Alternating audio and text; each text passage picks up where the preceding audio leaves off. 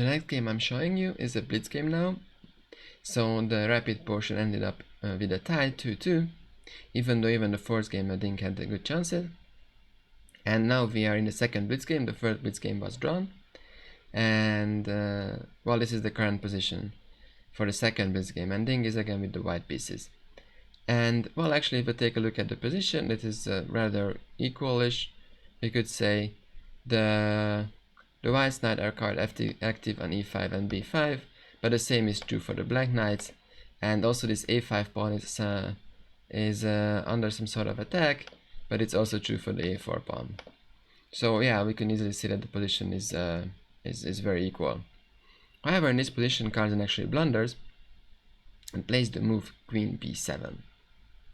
So if you want, you can stop the video here and try to figure out why this was a blunder. So the problem with queen b7 is that white can just take on a5, and if black takes back on a5, there comes rook c7, which is a double attack attacking the b7 queen, and also the bishop. So after queen a6, white just takes the bishop, and white is very close to winning. So for that reason, the bishop takes e5. Carlsen realizes that he blundered, and he tries to complicate the position, and he plays the move bishop g5.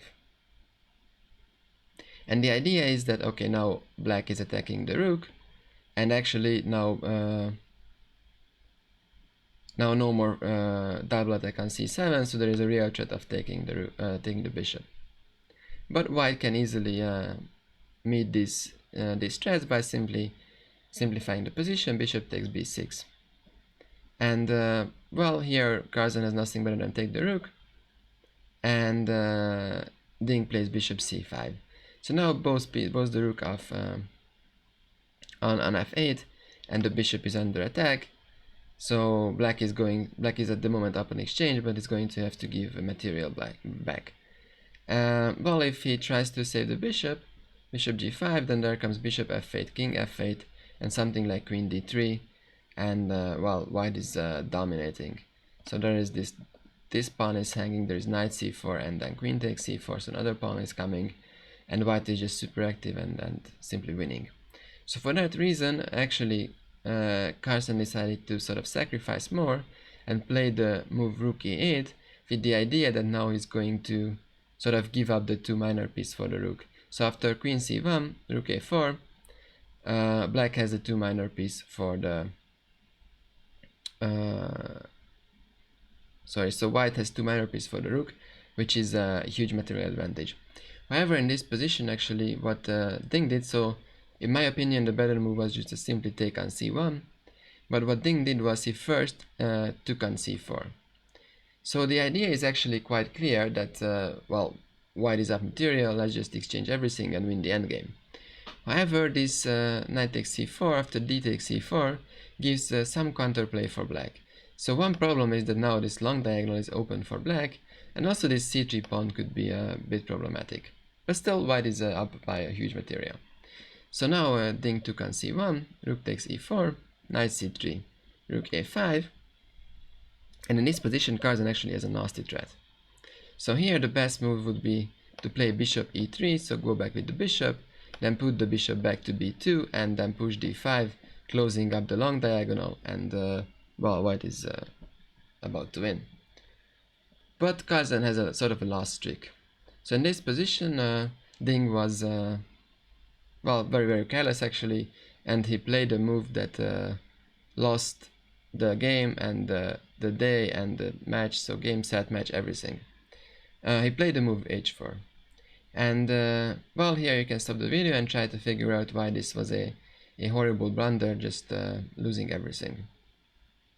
So the problem I mentioned before is that now the black king is on the long diagonal, and actually there are some back rank issues. So after queen e8, there is a huge problem. Then rook is going to enter on a1, and well, there could be, once the rook is there could be queen h1, just checkmate. And well, white actually cannot meet these threats. So what Ding did, he played queen b2 and rook a1, knight b1, and now well, Ding managed to sort of not get mated, but he is going to lose at least a minor piece. So the game went with c3. So the idea is that after queen c3 there would be rook takes b1 and king h2, queen h1 mate. So that's the main idea of Carlsen. So for 3-3, Ding played queen b3, and well, now all black has to do is activate his queen. So the ideal move would be queen e4, so that then this knight would be still pinned and attacked. But the problem is that black also has some back rank issues, so queen e4 is not possible at the moment because queen b8 is back rank mate. So for that reason, Carlsen just simply plays h6 because he has the time to do this, and after well, so now the plan is just to play queen e4 and simply win the game. So for that reason, Ding played d5 to avoid Carlsen queen arriving on e4. In this position, actually, Carlsen has a sort of a winning blow, which he missed. So in this position, the best move would be queen e8, reiterating the threat of queen e4, which I mentioned before, and also there is queen e1 check.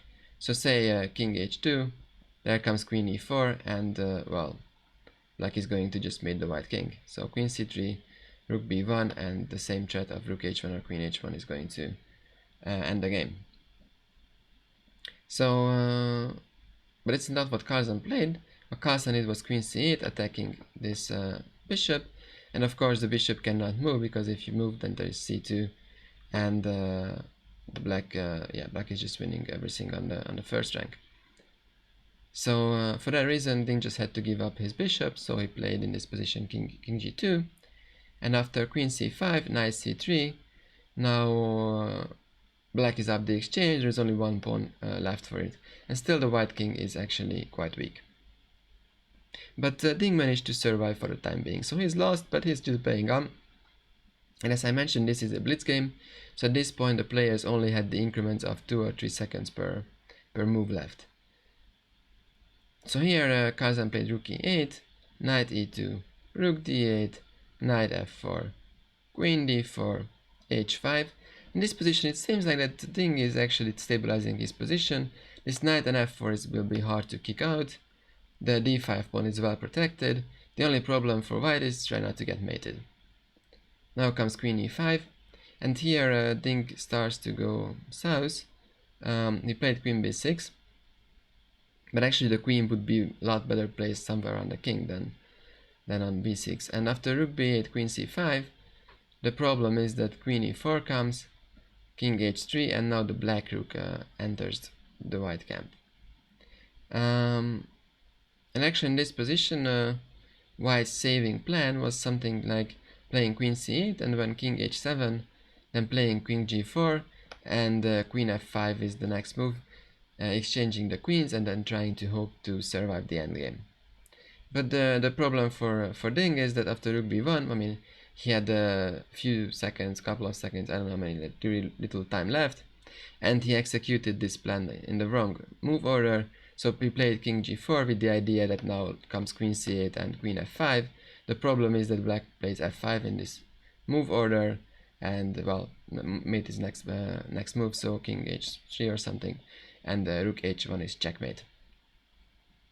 So yeah, this was the last game of this match, because with this win Carlsen clinched the day victory and also the match victory. So this was a very huge turnaround, and this was the way Carlsen managed to qualify for the final.